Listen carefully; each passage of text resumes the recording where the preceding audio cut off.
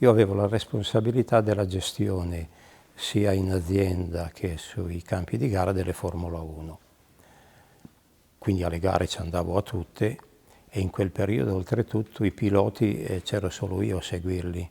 Solo dopo ci spartimmo quando la struttura si ingrandì un po' di più. E cominciai con Ragazzoni e Lauda, quindi due fior di piloti. Io non sapevo niente della Formula 1, ho imparato qualcosa lì. Erano completamente diversi i due. Lauda, metodico, con le idee chiarissime, dotatissimo. Cioè con lui non c'erano mica tante alternative, o era buono o era cattivo, non c'erano le sfumature, le vie di mezzo. E quello cattivo anche lo definiva con una parolaccia, ecco. Regazzoni era tutt'altra cosa, era un latino, era un Latin lover, baffo conquistatore. Una delle prime uscite prima che iniziasse il campionato di quell'anno lì, 75, era un test al Paul Ricard, proprio con Regazzoni. Sapevo poco della macchina, quindi stavo attento per imparare, sapevo pochissimo dei piloti e quando lui mi chiese, dice, ma perché non vieni in macchina con me a casa? Accettai volentieri, cioè tornavo a casa molto più rapidamente di come ero venuto su e avevo l'opportunità di parlare col pilota, delle cose che si erano provate, conoscersi, e però non sapevo che cosa mi aspettava. Lui aveva un Daytona che per la strada lo guidava come fosse in pista, Non c'erano limiti, non c'erano difficoltà di sorpasso.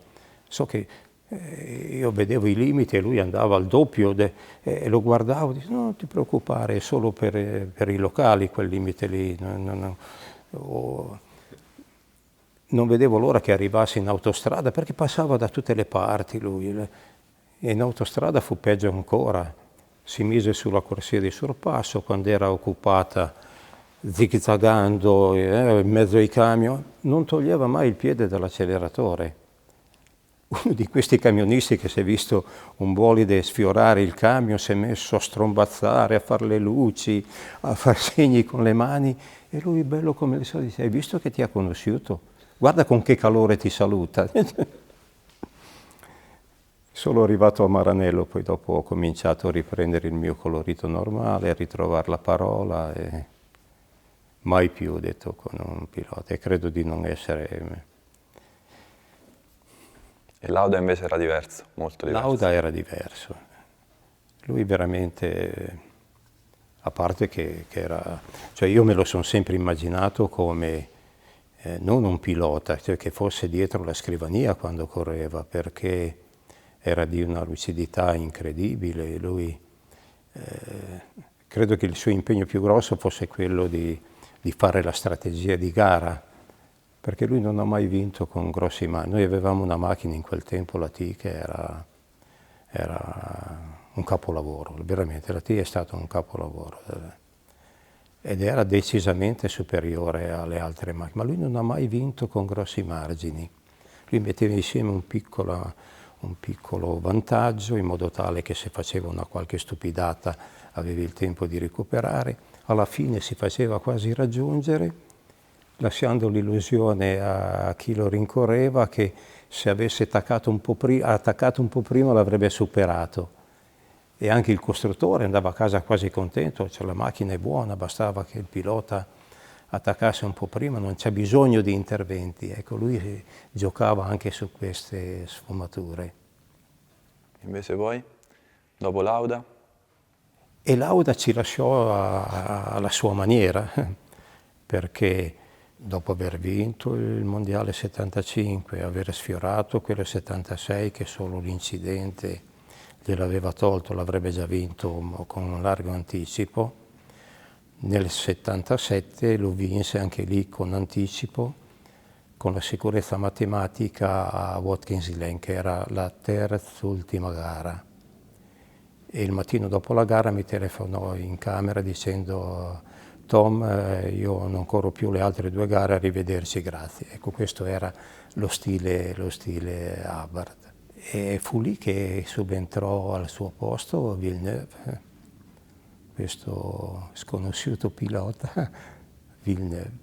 In Ferrari non erano spaventati dalla decisione di Lauda perché si sapeva, convocarono Villeneuve, gli fecero fare un po' di prove e ce lo vedemmo arrivare in Canada, non proprio col sedile sotto braccio perché ce l'aveva il suo capo meccanico, il sedile e gli altri componenti per cambiargli la postazione di guida, e lì cominciamo a vivere insieme perché per la postazione di guida lui era lì da solo, senza famiglia, quindi cominciamo a conoscerci così. Sto ragazzino che sembrava un bambino, gracilino, anche neanche adatto a pilotare una vettura di Formula 1. Ma ci ricredemmo in fretta perché già il giorno dopo, durante le prove, i danni che ha combinato lo sapevamo solo noi. Faceva fatica a mettere insieme 2 giri di seguito perché rientrava con l'alettone piegato, con i freni fumanti, con una ruota spiattellata. E lui, bello come il sole, spiegava il perché gli era successo, ma come fosse stato un altro a fare dei danni. E il giorno dopo la stessa cosa. Il sollievo è stato che una delle sue rotture era stato un semiasse, quindi era rimasto bloccato in pista. Ricevemmo notizie che non c'era niente di grave, era stato veramente un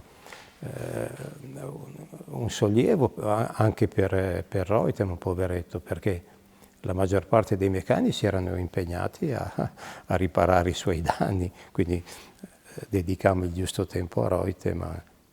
La gara dopo fu più o meno una cosa simile, leggermente meglio.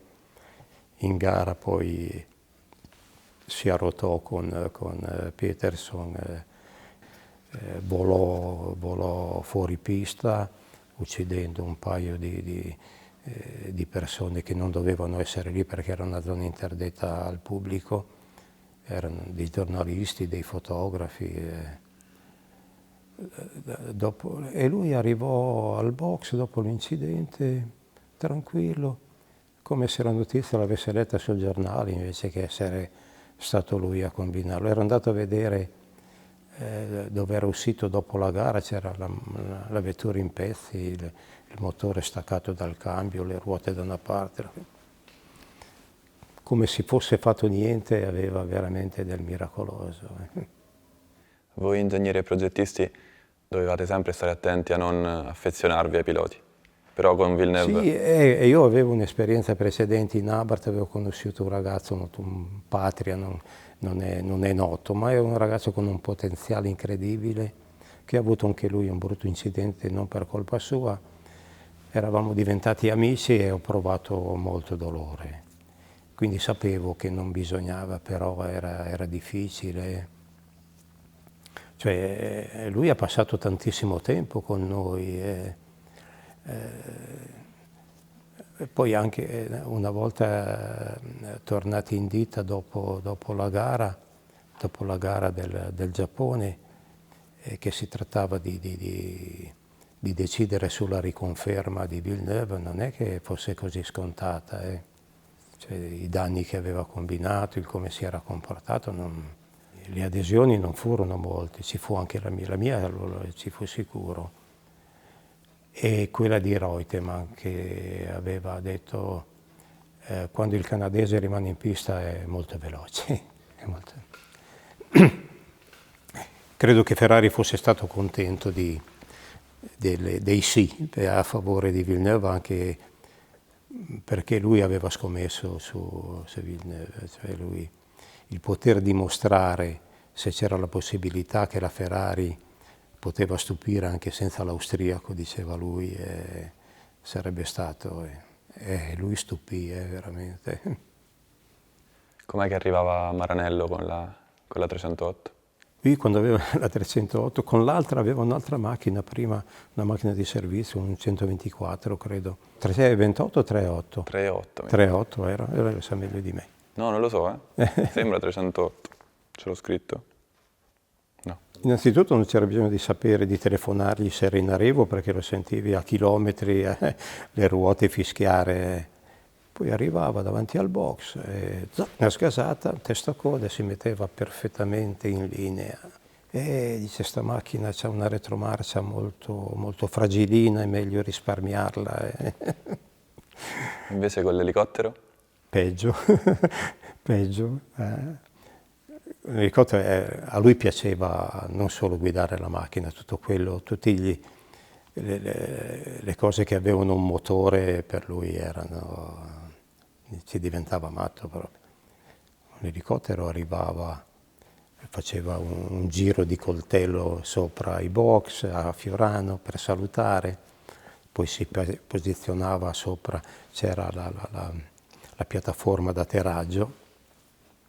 Noi pensavamo che atterrasse, invece lui andava su, e poi si lasciava cadere. Cadere, mi arrivava giù tutto balzolante e si fermava per terra così. E quella volta che è rimasto bloccato nel mercato della frutta con l'elicottero? Ah, sempre, era venuto a provare a Fiorano, le cose erano andate un po' per le lunghe. Noi speravamo che si fermasse a dormire lì, invece no, lui preferiva tornare a casa a dormire. E solo la gara dopo ci venne spiegato come era andata la trasvolata, perché adesso il suo piano di volo in quel tempo non aveva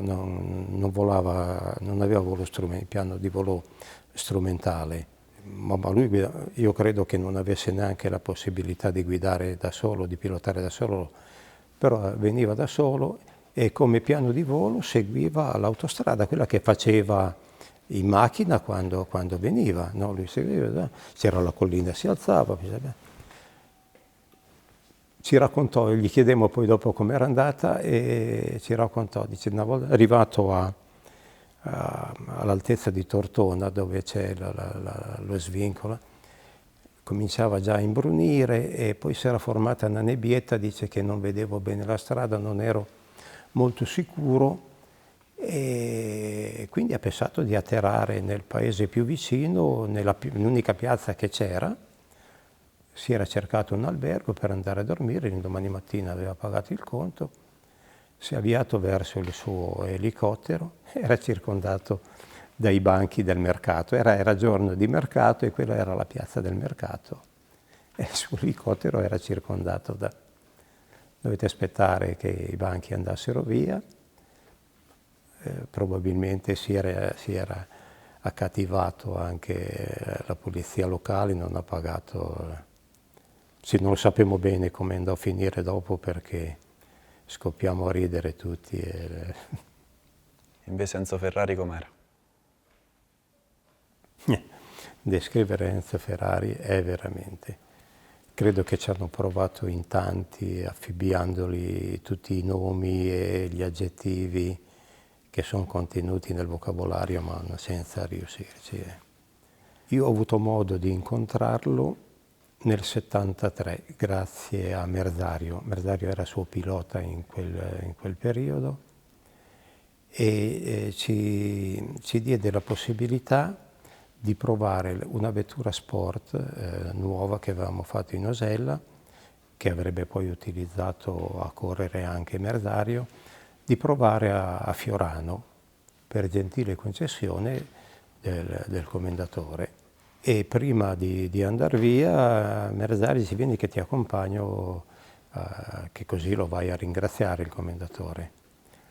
Entriamo nel suo ufficio, il commendatore le presento Tomaini che lo voleva ringraziare e si informò di tutto, cosa avevamo fatto, come avevamo trovato la pista.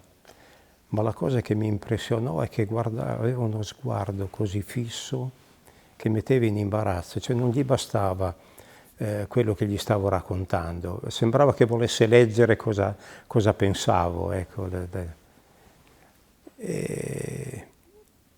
La definizione giusta secondo me l'ha data suo figlio Pietro. Piero su quel libro Ferrari mio padre. Dice, era una di quelle persone di fronte alle quali ti senti piccolo, è veramente, veramente. Una persona straordinaria che aveva messo insieme un'azienda, tutta un'azienda del genere, un marchio.